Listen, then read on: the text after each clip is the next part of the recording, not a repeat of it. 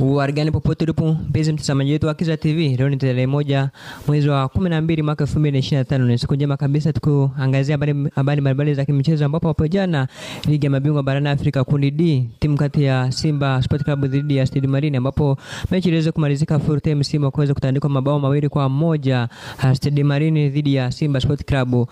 Baada ya mechi hizo kuweza kucheza, timu zote kundi D zimeweza kucheza mechi takriban 2-2. Simba mechi 2 na timu nyinginezo kama Petro Atletico, Stade Marine na Esperance de Tunis mechi 2-2. Kwa sasa mpaka sasa msimamo huko hivi hapa. Petro Atletico ndio yupo wa kwanza kabisa, yupo kileleni akiwa na jumla point 4. Amecheza michezo miwili, goal difference 2 na jumla point 4. Anayefuatia nyuma ya Petro Atletico ni Stade Marine ambaye alicheza na Simba Sport Club hapo jana tarehe 30 Novemba mwaka 2025. Stade Marine yupo nafasi ya pili, analingana vile vile na point vile vile na Petro Atletico, mechi 2, goal difference 2, pia good defense ni 1 samani, good defense ni 1. Stade Marine na Petro Atletico goal defense zao ni 1, lakini point wanalingana na jumla point 4. Anayefuatia nyuma ya Stade Marine ni Esperance de Tunis, amecheza mechi 2, goal defense ni 1 na ana jumla ya point